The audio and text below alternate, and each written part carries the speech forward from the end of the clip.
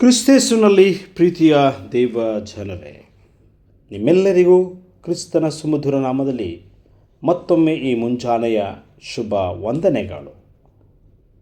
ಈ ಹೊತ್ತಾರೆಯ ಧ್ಯಾನಕ್ಕಾಗಿ ನಾನು ಆಯ್ದುಕೊಂಡ ದೇವರ ವಾಕ್ಯದ ಭಾಗವು ಅದು ಹಳೆ ಒಡಂಬಡಿಕೆಯಲ್ಲಿ ಕೀರ್ತನ ಸಂಗ್ರಹ 63ನೇ ಕೀರ್ತನೆ 2ನೇ ವಚನ.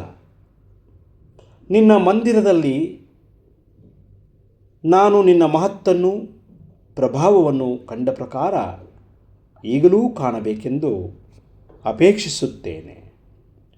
ನಿನ್ನ ಮಂದಿರದಲ್ಲಿ ನಾನು ನಿನ್ನ ಮಹತ್ತನ್ನು ಪ್ರಭಾವವನ್ನು ಕಂಡ ಪ್ರಕಾರ ಈಗಲೂ ಕಾಣಬೇಕೆಂದು ಅಪೇಕ್ಷಿಸುತ್ತೇನೆ.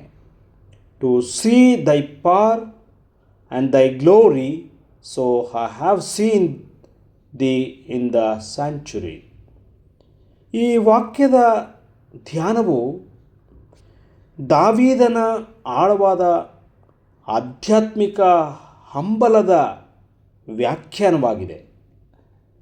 ದೇವರ ಮೇಲಿನ ಅವನ ಬಯಕೆಯನ್ನು ಬಂಜರು ಅರಣ್ಯದಲ್ಲಿನ ದೈಹಿಕ ಬಾಯಾರಿಕೆಗೆ ಹೋಲಿಸಿ ಬರೆಯಲಾಗಿದೆ. ನಿರ್ದಿಷ್ಟವಾಗಿ ದೇವರ ಶಕ್ತಿ ಮತ್ತು ಮಹಿಮೆಯನ್ನು ದಾವೀದ ಮೊದಲು ಪವಿತ್ರ ಸ್ಥಳಗಳಲ್ಲಿ ಅನುಭವಿಸಿದಂತೆ ಮತ್ತೆ ಆತನು ದೇವರ ಸಾಮೀಪ್ಯವನ್ನು, ದೇವರ ಪ್ರಸನ್ನತೆಯನ್ನು ನೋಡಲು ಹಾತೊರೆಯುತ್ತಾ ಇದ್ದಾನೆ.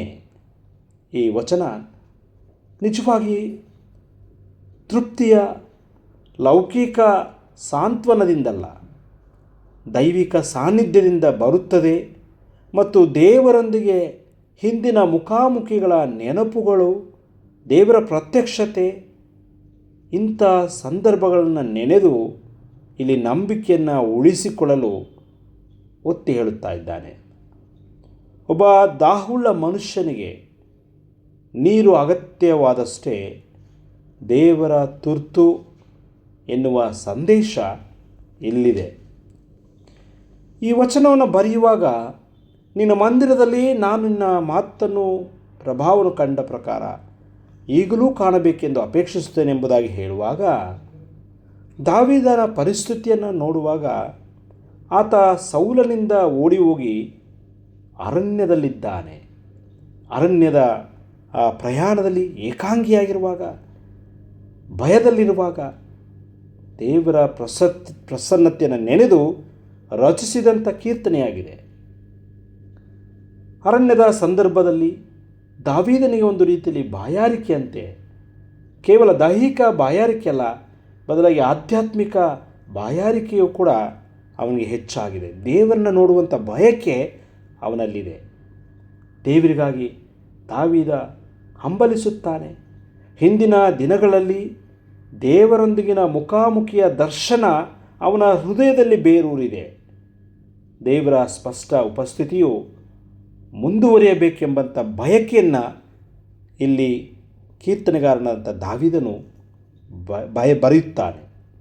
ಪ್ರೀತಿಯ ಸಹೋದರ ಸಹೋದರಿಯೇ, ಕೀರ್ತನೆಗಾರ ಒಬ್ಬಂಟಿಗನಾಗಿದ್ದರೂ ದೇವರ ಆಲಯದ ಕಡೆಗೆ, ದೇವರ ದರ್ಶನದ ಕಡೆಗೆ ಆಳವಾದ ದೈವಿಕತೆಯ ಬಯಸುವಿಕೆಯನ್ನು ಬಯಸಿದಂತೆ ನಮ್ಮ ಜೀವನದಲ್ಲೂ ಕೂಡ ಕಷ್ಟಗಳು, ತೊಂದರೆಗಳು, ಸಮಸ್ಯೆಗಳು ಬರುವಾಗಲೂ, ಏಕಾಂಗಿಯಾಗಿರುವಾಗಲೂ ದಾವೀದ ಪ್ರಾರ್ಥಿಸಿದಂತೆ, ಸ್ವಾಮಿ ನಿನ್ನ ಮಹತ್ತನ್ನು ಪ್ರಭಾವವನ್ನು ಕಂಡ ಪ್ರಕಾರ ಈಗಲೂ ಕಾಣಬೇಕೆಂದು ಅಪೇಕ್ಷಿಸುತ್ತೇನೆ. ಅಂಥ ಹಂಬಲ ನಮ್ಮಲ್ಲಿಯೂ ಇರಲಿ.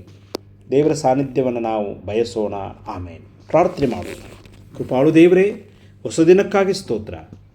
ದಾವೀದನು ನಿನ್ನ ಪ್ರಸನ್ನತೆಯನ್ನು ಅಪೇಕ್ಷಿಸಿದಂತೆ ನಾವು ಕೂಡ ನಿನ್ನ ಪ್ರಸನ್ನತೆಯನ್ನು, ನಿನ್ನ ಸಾನ್ನಿಧ್ಯವನ್ನು ಅಪೇಕ್ಷಿಸುತ್ತೇನೆ. ದೇವಾ, ನಿನ್ನ ಸಾನ್ನಿಧ್ಯ ನಮ್ಮನ್ನು ಮುನ್ನಡೆಸಲಿ. ನಿನ್ನ ಸಾನ್ನಿಧ್ಯ ನಮಗೆ ಹೊಸ ಬಲ ಕೊಡಲಿ. ನಿನ್ನ ಸಾನ್ನಿಧ್ಯ ನಮ್ಮನ್ನು ಪರಿಪೂರ್ಣವಾಗಿ ನಡೆಸಲಿ. ಆಮೇನ್.